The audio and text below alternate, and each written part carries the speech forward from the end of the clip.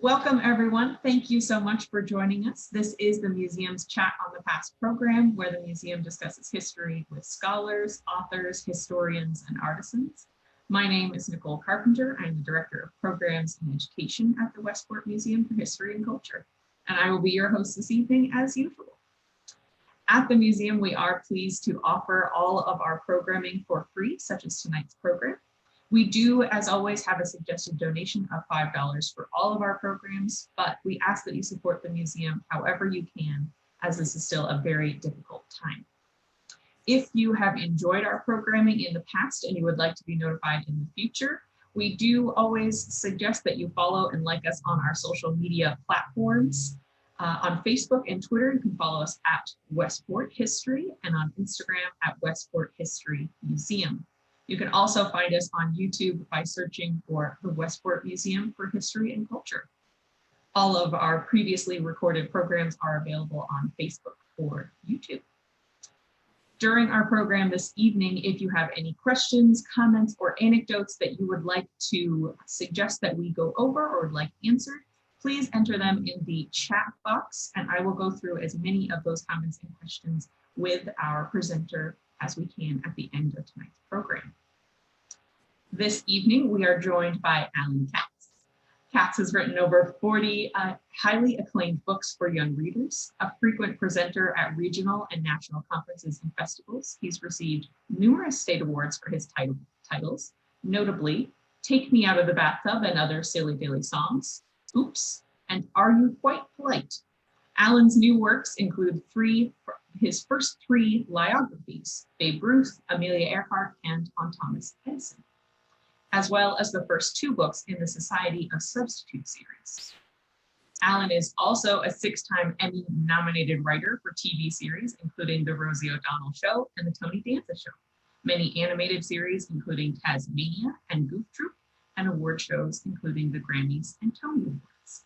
So thank you so much for joining us tonight, Alan. Well, thank you. He sounds good.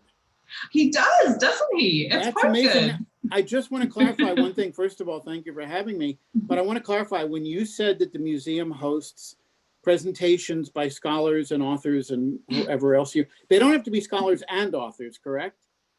No, definitely not. I don't do scholar. I do not do scholar. I do author, but I don't do scholar. I was going to say author is thoroughly checked off. Okay, good. Yes. Because, you know, as we discussed once before, you know, you deal with things in the historical. I'm pretty much bent on the hysterical. But so, that's wonderful. We will keep hysterical in your wheelhouse, and we will handle the history. I appreciate it. In fact, if we could change the name of the museum, I would appreciate that. I'll work on that. I'll do my very, very best. Thank you. Thank you. You can get back to me on that. So to start off this evening, Alan, would you tell our audience a little bit more about how you first became interested in writing? And then also, if you would go over some of those wonderful kind of accolades that we heard. Well, sure. Tell us a little bit more about your early work. Thank you. You know, I like to say I've been a writer my whole career. If I were an astronaut and you were talking to somebody who'd been up to the moon, and I had experiences that you didn't, and anybody watching, and especially the kids watching, they're not astronauts, but you know what, neither am I. I am an author, I am a writer. I take the 26 letters of the alphabet, the same ones that you use, the same ones that they use at Staples and at the middle school in Westport, and wherever you are, we all use the same 26 letters of the alphabet. My job as a writer is to rearrange them in ways that they haven't been done before. Can you do that? Absolutely. Do all kids do that? Absolutely. So I consider that I've always been a writer. Moreover, and I never use the word moreover, I don't know where that came from, but I'm going to use that from now on. It's the scholarly coming in. There I am. I just put on a scholar type thing. More importantly, you know, kids say, well, what if you don't like writing? What if you don't want to be a writer? Well, you know what? Everybody's a writer. Everybody's a reader. And no matter what job you do when you grow up. Now, I knew I wanted to be a writer at a very young age. I knew I wanted that to be my career. But there could be kids watching who say, or adults watching, who say, well, I don't want my career to be writer. You know what? Whatever career you pick is going to involve reading. It's going to involve writing. And the better you do it today, the better you'll do it the rest of your lives. It's not something that's optional. You just have to do it and do it well. Somebody once said to me, the more you read, the better you read. The more you write, the better you write. The more you write, the better you read. The more you read, the better you write. It goes back and forth. It's hard to say, but it's easy to remember. So I've always wanted to be a writer. In fact, in my book, Oops, you can probably see that there, illustrated by the amazing Ed Koren, I reprinted something that's probably my most prized possession. It's my 3rd grade report card. And Mrs. Bailowitz, who was a fantastic teacher, and all teachers are fantastic, let's know that for sure. But I put the arrows up there, if you can see that, because Mrs. Bailowitz wrote a note to my parents in 3rd grade. And she said, Alan must work toward expressing his written ideas more creatively. She said, Alan, be a better writer. I said, you know, I want to be a better writer. That's all I want to do is be a writer and write. And now I want to write funny things, but of course, not everybody has to write funny things, and not everybody is funny. Here's something I wrote. I also printed in the book. In 3rd grade, I wrote a parody of Jack and the Beanstalk. Now, I'm sure most people know what a parody is. It's when you take something that everybody knows and you change it around and you have fun with it.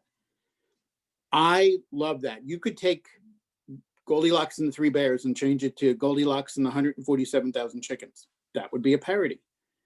But I do want to say, Nicole, the one important thing about writing a parody, about making people laugh, whether it's in writing or verbally, is I love to make people laugh, but it is never, never, never okay to make a joke that hurts other people's feelings. It is never okay to make somebody else the butt of your humor. And I see it on Nickelodeon, I see it on Disney Channel, I see it on Disney Plus. 3 kids are having lunch, and one walks in with his or her tray, and they say, "Oh, here comes the smelly," whatever they say. If it's going to be unkind, it's definitely not funny. Being funny feels really good, but being kind feels much, much better. So my story of Jack and the Beanstalk, by the way, there's no beanstalk. I don't even know why I called it Jack and the Beanstalk, but I'm proud that my parents saved it, because I have Jack trade the cow for beans, as his mother asked, and she was expecting him to come home with vegetables. But he trades the beans for what he really wanted, which is what I really wanted back in 3rd grade, a color TV.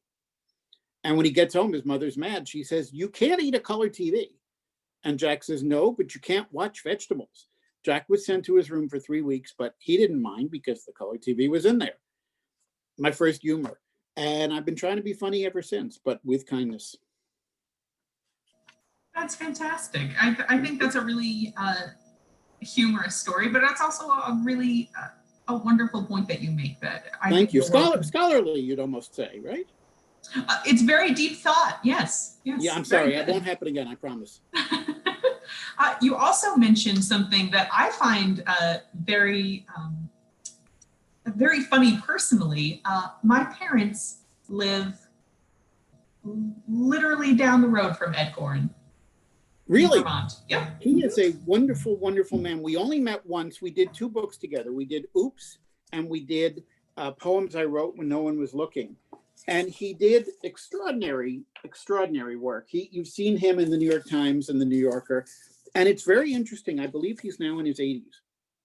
And I'm hoping he's well and happy and still productive. I know he is. But someone told me, and this is fascinating, that even though the book is probably, I don't know, what is that, 7 inches tall, he draws his illustrations poster size, extreme poster size, because, in fact, I have one that I can show you. If you'll come with me, come over to the wall. Can you see that? It's very large. And he does it because I think his vision is not quite what it used to be. So he makes them large and they shrink them down on a scanner. And but he is a national treasure. And he's fantastic. He is a very, very kind man. A wonderful man. We only, as I say, we only met once, but he was kind enough to send me that illustration, actually from the first poem in Oops. And I should tell you, by the way, that poetry is a form. Now, as I said before, not all writing is funny, and not all poems are funny, and not all poems rhyme, but I like to write funny poems. And when the editor asked me to write a book of poems, I said, yeah, I really don't know poetry. My wife is a very gifted, wonderful, serious poet. And I said, I don't think I can write poetry. And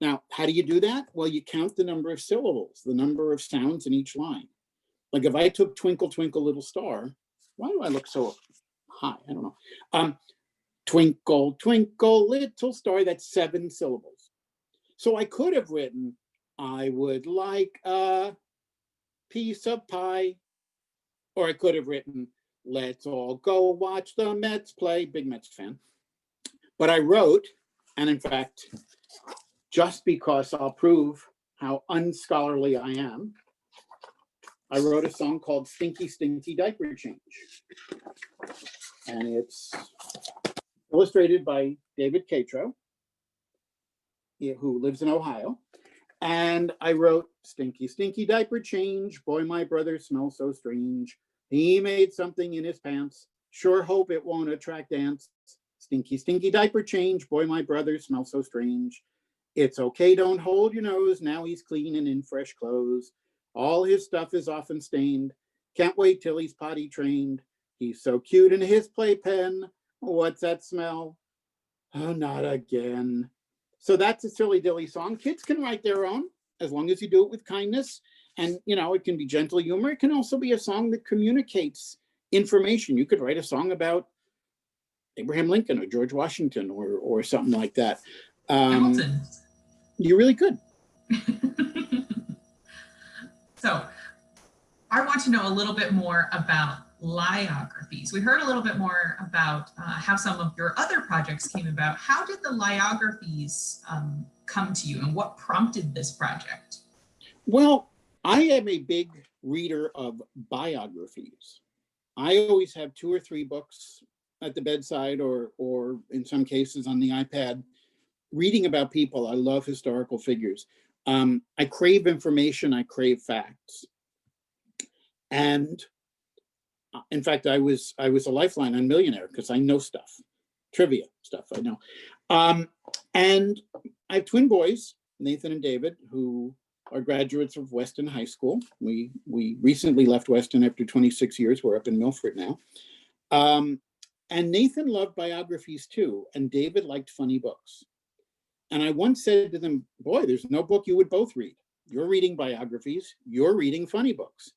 And then I said, wait a minute, maybe there's a way to do a funny biography. So what I did, you were kind enough to mention the biography of Babe Ruth, the biography of Thomas Edison, and the biography of Amelia Earhart. These books are about 64 pages long. They're based on the fact that Amelia Earhart is a flyer, Babe Ruth is a ball player, Thomas Edison is an inventor. But there isn't a shred of truth in the whole book.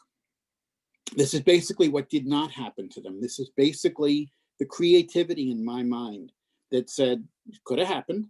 So it's just silliness. It's absolute pure, make you laugh, make you love reading silliness for 2nd to 4th, 5th graders.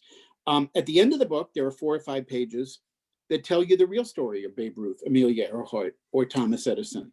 Why did I do that? Well, after I've gotten you laughing, I want to pique your interest into these real people and their real accomplishments, because they are stellar people who accomplished amazing, amazing things that are inspirational. So I've shared these books with schools.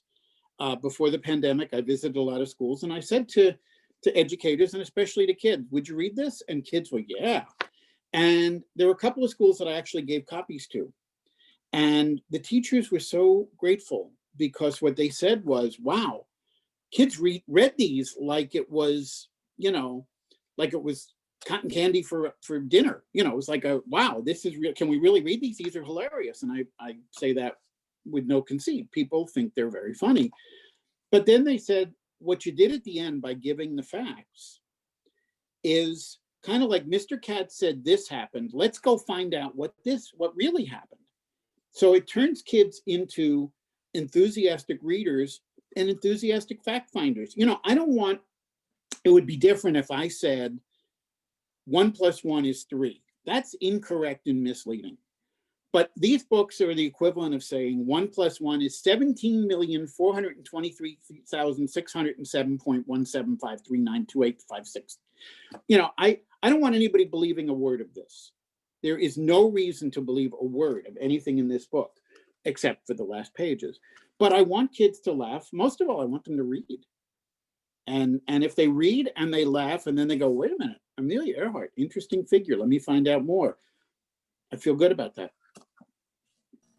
No, definitely. Getting kids interested to read is definitely a way to transition them into research and also reading other books that might tell the true story. Absolutely. And you know, there were publishers who said, we can't put misinformation out there. And I said, it's not misinformation if it says the absolutely untrue, totally made up 100% fake life story. You know, when you read Captain Underpants, when you read any of Dan Gutman's fabulous My Weird School books, you know that it didn't happen. If you read a picture book about a duck buying a birthday present for a chicken, that's not the news. That didn't happen. So by saying, hey kids, please read this, please laugh your heads off, and then go do a little work and figure out just who this person is. You know, there are books out there that are very popular called Who Was? Well, this is almost like Who Wasn't? You know, this is what didn't happen to Babe Ruth. Go find out what did. And when I say it didn't happen to Babe Ruth, I'm talking about things like there's a story about Babe being such an interesting man, he would visit kids in the hospital. And while there, he would often do unnecessary surgery on them, removing a kidney or a spleen for no good reason. And he was such a generous man that he would pay a real doctor to put it back. And a reporter once said, Babe, isn't it hard removing a kidney or a spleen without any medical training? And Babe said, no, hitting a fastball is hard. Removing a kidney is a piece of cake. And for good measure, he removed the reporter's kidney and had a piece of cake. End of chapter. I mean, there's more to that chapter, but that's how the chapter ends. There's a story about Amelia Earhart, and she just keeps telling everybody, I want to fly. And her dentist gives her an airplane, and he tries to trade her teeth because they're so well brushed. He wants her teeth to go on the wall in his dentist office so he can show other kids how good you can brush your teeth. And then she can have an airplane. But she didn't want an airplane enough to give away her teeth. Silliness. No kid is going to put that in a book report. So I'm here to make jokes. I'm here to make kids laugh and help them read.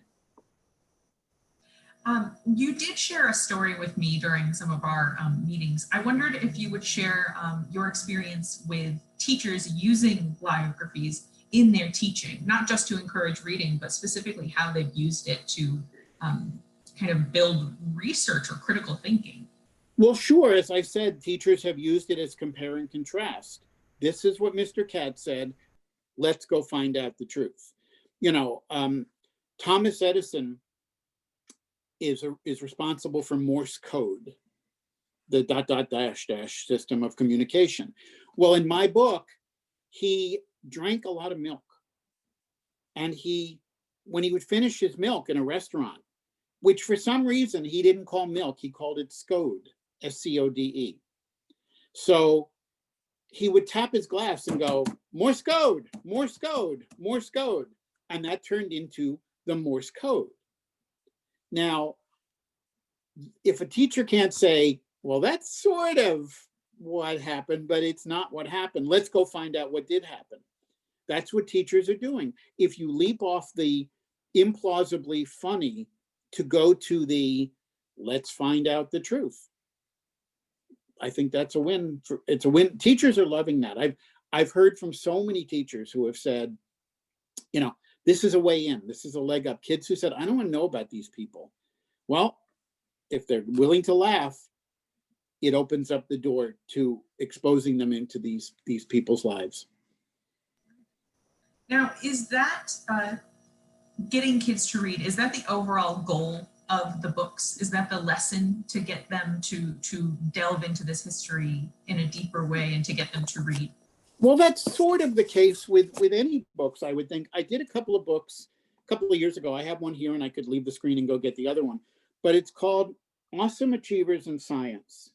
And there's also Awesome Achievers in Technology.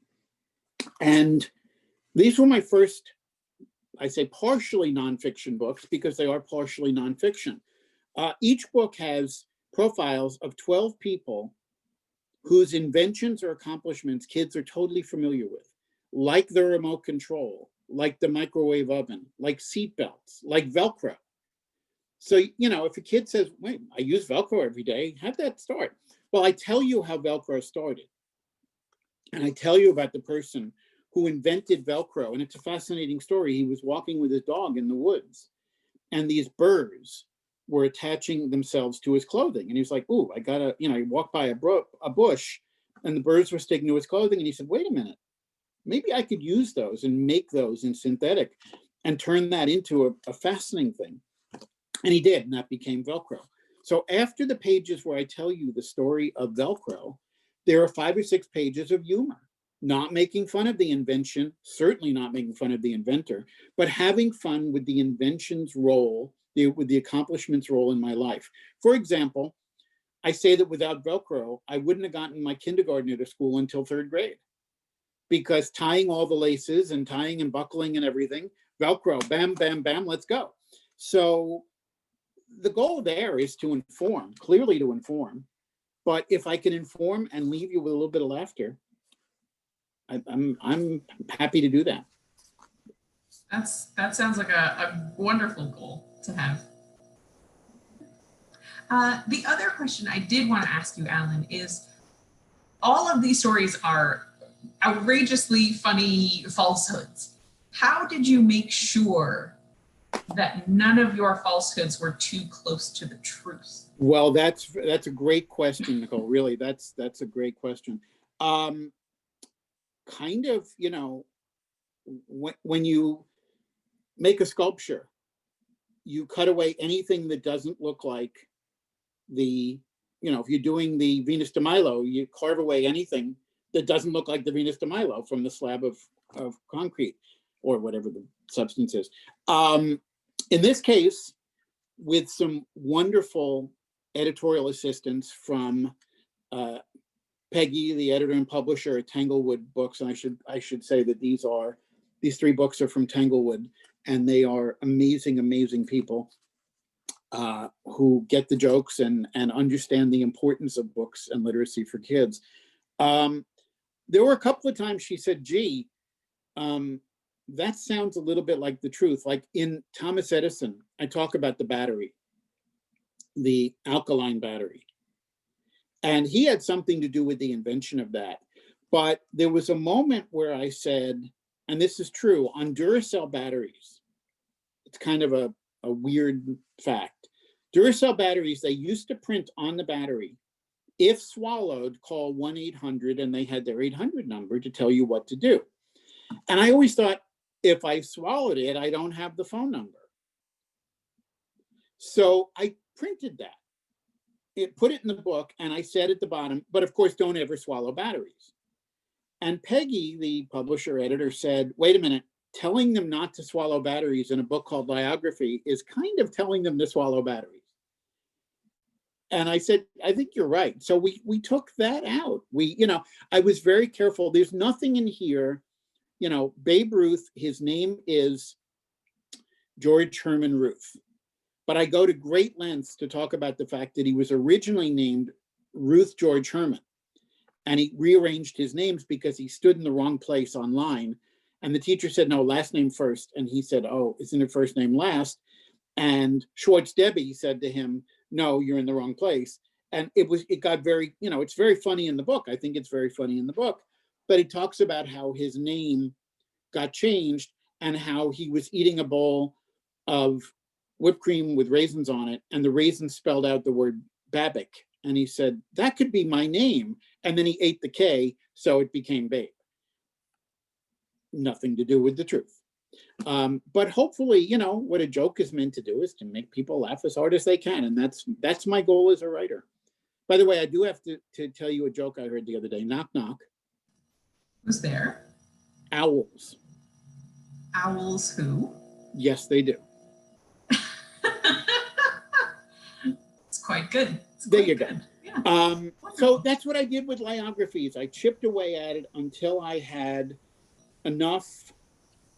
I don't want to use the word nonsense, although some people might say nonsense, but you know what?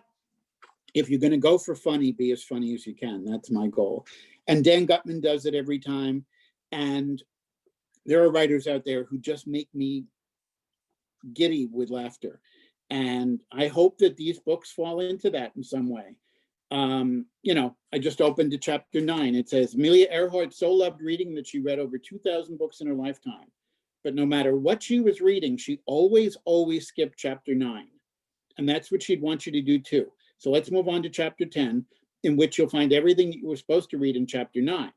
By the way, when you're reading any other book than this one, skipping chapter 9 is a lousy idea. Chapter 9 is often the one in which they tell you who stole the diamonds, or who broke Aunt Selma's vase, or who stepped on Nathan's peanut butter and jelly sandwich and caused a terrible purple and brown stain on the rug. In other words, it's never a good idea to skip chapter 9, except perhaps in this book. But come to think of it, it's a little late to do that. So let's move on to chapter 10, and please don't step on Nathan's peanut butter and jelly sandwich as you turn the page, or else you might wind up in chapter 9 of a book called Who Stepped on Nathan's Peanut Butter and Jelly Sandwich. Again, not a piece of information about Amelia Earhart in chapter 9, which becomes chapter 10. But, you know, watching you try to contain the laughter was painful. It was hard. Feel free to laugh. You're still thinking about the owls joke. I have to file that one away. I have to remember that one. Yes. How far away? Oh, I don't know. Okay. So we do have a couple of questions from our audience. Oh, good. Ramin asks, a very good friend of Alan's, yes. Why did you choose these 3 historical figures versus others? And who will be next? Who's next? I believe will be Houdini. I chose these figures carefully, and yet based on the fact that I wanted to, I mean, I think kids know these figures. I think, you know, it's gentle humor. It's not, you know, there's nothing about Amelia Earhart disappearing and all that in a negative way. There's nothing about some of the sordid details of Babe Ruth's life. And Thomas Edison, you know, was a genius in his own way, a scholar, if you will. So I chose them, you know, I couldn't decide whether it's better to honor people by writing a Lieography about them, or more a way of honoring them by not writing one about them. So Houdini would be next, I believe. And when should we look for Houdini? Good question. Hopefully within a year or so. But, you know, it's a funny time right now. These books came out in October, and, you know, bookstores are only partially open. And I always recommend that people go to independent bookstores whenever they can. It's, you know, supporting small business is the way to go. You're kind enough to say you have them available through your gift shop, and I thank you for that. But they're readily available. It's just a hard time. You know, a lot of book conferences and a lot of book festivals. The wonderful Chappaqua Book Festival in Chappaqua, New York was canceled. The Hudson Book Festival was canceled. And those are places that I not only get to offer the copies for sale, but meet teachers and librarians and other educators who invite me for school visits. And that's a good way to meet young readers too. I do about 50 school visits a year when I can. And, you know, sure hoping that people stay well and healthy, obviously during this time, and that sometime in the future we can get back to that. So, you know, these books are being softly released, if you will. They're out there and they're readily available, and I hope people will take a look at them. We do hope that as businesses reopen, that everyone will support local bookshops. As Alan mentioned, we do have copies of the Lieography books in our online shop, so you can visit our website at westporthistory.org and you can pick up a copy of any of the 3. We do have some of them. And I will be happy to sign and personalize them. I really will. We have another question here, and they ask, you clearly had to do research to know what to stay away from. Do you ever talk to kids how to do research? And do you think there is a way to make research fun? Well, I'll tell you that while I was working on these books, I visited a school in North Carolina, and there was a teacher who had intentionally set up a misleading website. She assigned kids a subject, I think it was Columbus, Christopher Columbus. And she put facts on the website that said Christopher Columbus sailed on PT 109 in 1962 and things like that that were wildly misleading, not even close. And that John Kennedy was the pilot of the Nina, the Pinta, and the Santa Maria, things like that. And she gave kids a list of sources that they could do research on. And some were very credible sources, like I don't remember, but the Encyclopedia Britannica or sites like that. And then she said, but be careful, because you don't want to pick a site that's not reputable and not correct. And so many kids came in with their report saying Columbus sailed PT 109 in 1962. They just, as a matter of fact, took the fact that it was on the internet as fact. There's a great quote that says, don't believe everything you read on the internet, and it's attributed to Abraham Lincoln. Because there's a lot of misinformation out there. Researching credible sources, putting things in your own words. I mean, those are things. A lot of my books don't involve any research. In this case, I did have to get to know the subjects pretty intimately. I did go to, there's an Amelia Earhart website. She has a foundation, or there is a foundation in her name, and took some of the information from there, especially for the end of the book where I had to give credible information. But when I was writing the lies, I kind of stayed away from anything that could feel truthful. It's a very weird thing to say to people who, I know that your building and your very charter is researching the history and the merit of these people and buildings, and I'm flying in the face of that, but I'm doing it in the sake of humor. I hope you'll forgive that.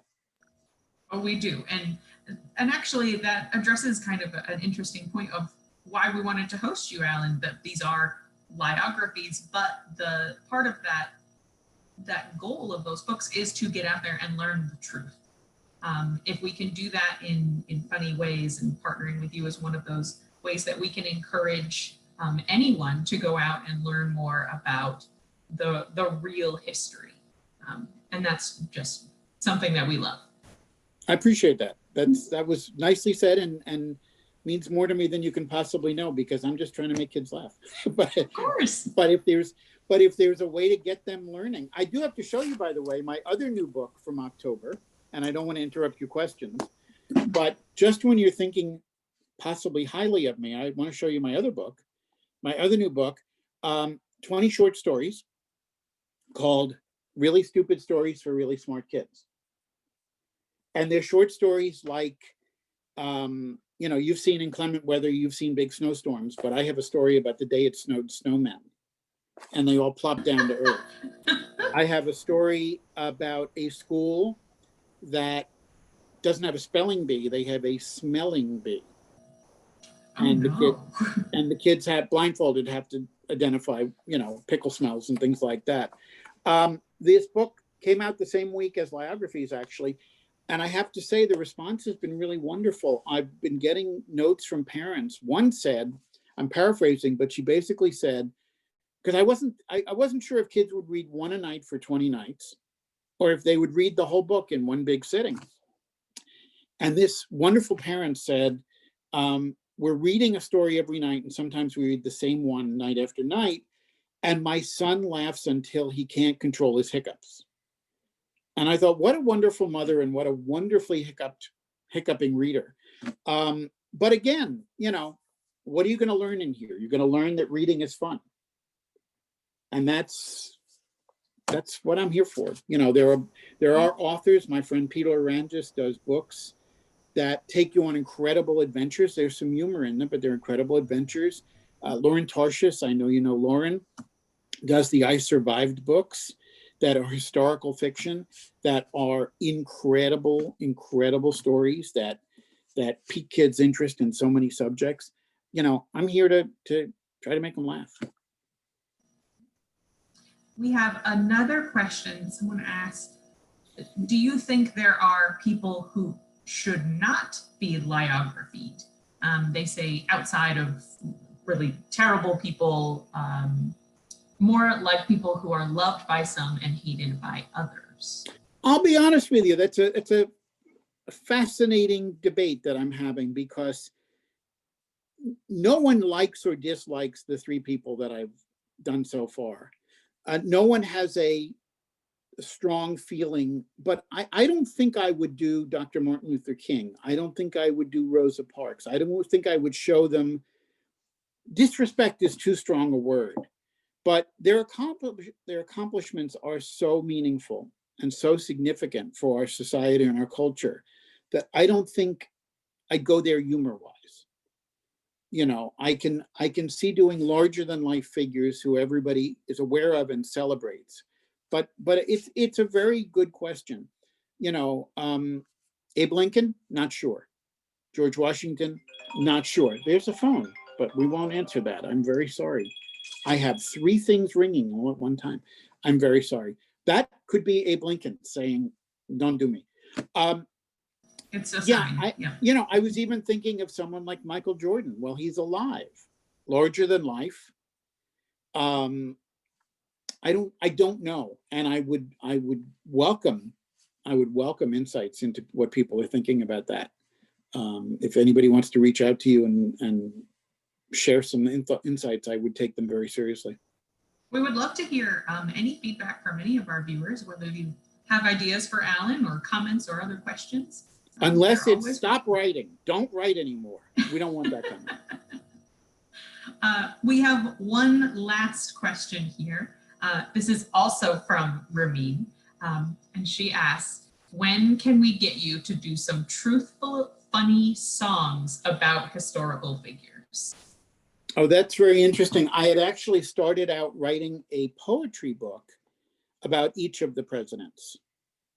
And someone else did one at the same time, and we let hers stand as the poetry book. It was kind of like time to be thinking about Abraham Lincoln, the tallest of presidents yet, things like that, where I would weave facts into the poem. Sure, we can write a funny song or 12. Absolutely. I'm still writing funny songs. Sometimes I do them for corporations. By the way, I should tell you that the 9 Silly Dilly songbooks turned into a musical that we did at the Stepping Stones Museum for Children in Norwalk. We did about 30 performances, the last one starring my son, David, because he's a student at the Hart School in Hartford, a musical theater major, and he wasn't available till the last performance. But it looks like we're going in the studio next week and recording it as a holiday special. Socially distanced performances, holiday special. And in fact, once you're ready to say goodbye, I'll sing from Where Did They Hide My Presents as a way to leave everybody full of the holiday spirit and a slight bit of nausea. That sounds wonderful, Alan. You haven't heard me sing. You haven't heard me sing enough to know that it's not wonderful. But should we do that whenever you are ready? Yep. All right. This is a song that will not leave your head once I sing it. Not because of the quality of my voice, although that's part of it, but it's to the tune of Let It Snow, Let It Snow, Let It Snow. And this phrase will not leave your head during the holidays, I promise. It's called Twim the Twee, Twim the Twee, Twim the Twee. It's the moment we've all been waiting. Yes, it's time for decorating. Baby Sister Sue squeals with glee. Twim the twee, twim the twee, twim the twee. Grab the ornaments, let's unpack them. And please don't let Sister crack them. Gotta handle this carefully. Twim the twee, twim the twee, twim the twee. Hanging balls, bells, and popcorn strands. It's a job for big folks, not for Sue. 2-year-olds have such tiny hands. There's nothing that babies can do. As we stand back to admire, Sue hangs up her pacifier. It completes the job beautifully. Take it, Nicole. Twim the twee, twim the twee, twim the twee. Three words you never thought you'd say today, but yes, thank you. So that's Where Did They Hide My Presents, the holiday Silly Dilly songs. There's 14 songs in there about needing batteries and snowball fights and trying to hang the lights and all that. And the holiday edition that we'll be doing at the museum, as it did last year, includes a Hanukkah song specially written for the occasion. Fantastic. Thank you so much. Again, to get a copy of any of the Lieography series, we do have them available in the museum's shop. We do hope that you will pick up a copy. Thank you so much, Alan, for telling us more about this hilarious series. Thank you so much. And I thank you for bending the scholar rule just a little bit to invite me into your series. I think the museum is just a treasure. That's no secret. Everybody knows that in Westport, the work that you all do to bring so much richness and culture to Westport and the environs is just environs and nearby is breathtaking. So thank you for that. Thank you for having me. I wish you great holidays. I wish everybody great holidays. Be safe, wear a mask, stay well, and thank you. And if there's ever any way to do a Lieographical exhibit, you know I'm there. Wonderful. Thank you so much. And thank you for your kind words as well. And Thank thank you to all of you, our audience, for joining us this evening. Have a happy holiday and enjoy the rest of your night. Thank you so much. Take care, everybody. Bye-bye.